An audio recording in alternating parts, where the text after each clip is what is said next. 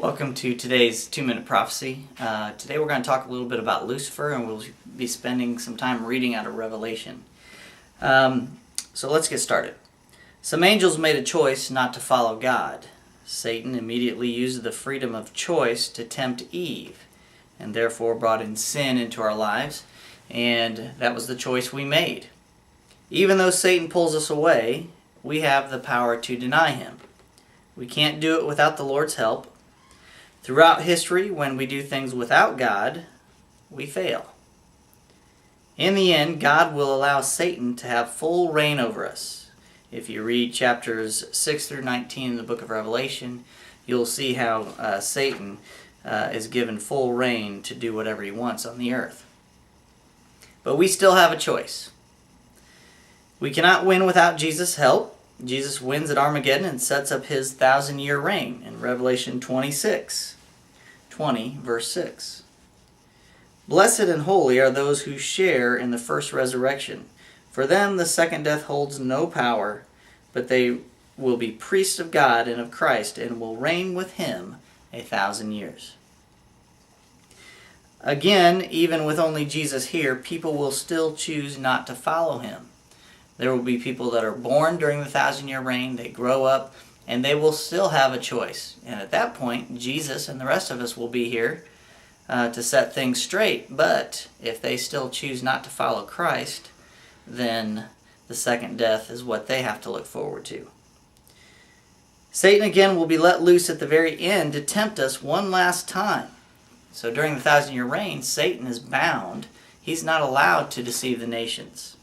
In Revelation 20, verses 1 and 3, we get this. Then I saw an angel come down from heaven with the key to the bottomless pit and a heavy chain in his hand.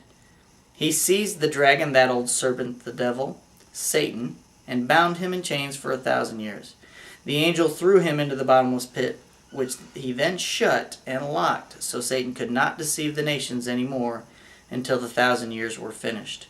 Afterward, he would be released again for a little while. Then God will give final judgment in Revelation 20, verses 11 and 12. Then I saw a great white throne, and I saw the one who was sitting on it. The earth and sky fled from his presence, but they found no place to hide. I saw the dead, both great and small, standing before God's throne, and the books were open, including the book of life, and the dead were judged according to the things written in the books, according to what they had done. So what's that have to do with Satan?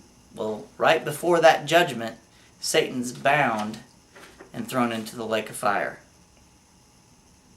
Then in verse 10 of chapter 20, then the devil who betrayed them was thrown into the lake of fire that burns with sulfur, joining the beast and the false prophet. There they will be tormented day and night forever and ever. He was the third inhabitant or will be the third inhabitant of the lake of fire. And then we get our final judgment. God is waiting patiently for us to make the right decision. Satan is counting on our history of choosing the wrong side to get us to follow him.